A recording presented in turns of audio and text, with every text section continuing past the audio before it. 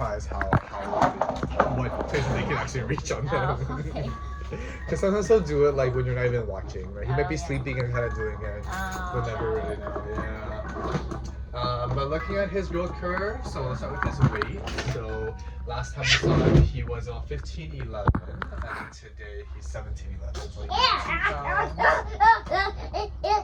and then height-wise, he grew a little bit. He grew about an inch, 25.4 to now 26.5. And then head size wise, he went from 17 inches to almost 18 inches. Yeah, so his head is the biggest part of him. Yeah, no surprise. That's what it is for most kids. Reminder card for next time for his 1-year-old visit. And then all of his numbers are here. No shots today. And then again, he'll get a new set of shots when he turns 1. And then remember, we also do that finger poke blood test to check for anemia as well. Okay. Iron wise? Yep. That's the iron test. Yep. What is it one where we squeeze his finger and if it's white or it turns pink or the...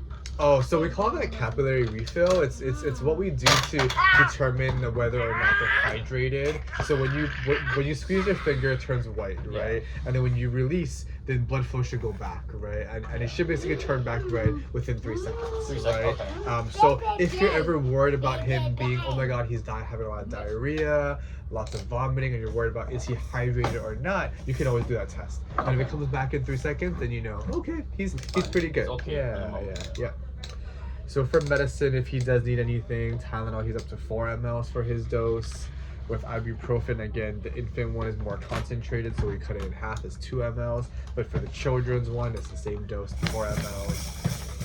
For the allergy medicines, again, Zyrtec, Xyzal, Claritin, or Allegra, whichever one you choose, it doesn't matter. They're all the same dose, 2.5, if he needs it. Yeah. But so far with food, he's no big allergies that you guys have noticed, right? You guys have tried the shrimp and all that, and he's done fine with. Yeah, no. This is the papaya he threw up, right? You guys just try to watch it. Yeah. Yeah, we should definitely try again. You know, sometimes with like vomiting, you know, with the first time that he ever ate something, you know, sometimes hard to say if that's a true allergy or if I was just like, kind of went down the wrong pipe or maybe the texture he didn't really like and spit back up. But I'll definitely like try again and see how he does with it. Yeah.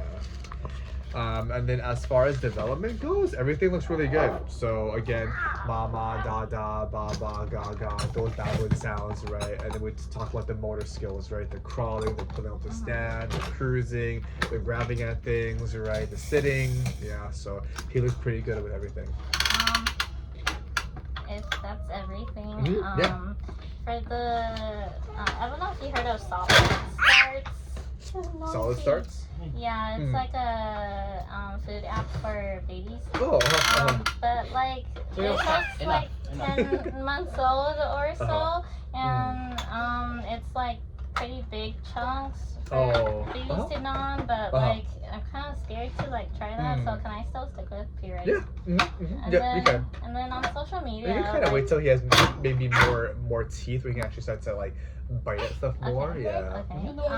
And then on social media, some women were feeding their babies 6 months old for yogurt, even Greek yogurt. You can. You can. Okay. You can. But Yep. I'm just not doing milk yet. Yeah. Totally fine. Yeah. So no, yogurt. no whole milk, right? Yeah. Until milk, right? Yeah. But before that, if they do other dairy things like cheese, yogurt, totally fine. Oh, Yeah. okay. Sounds good. Yeah. Thanks. Anything else? Bye.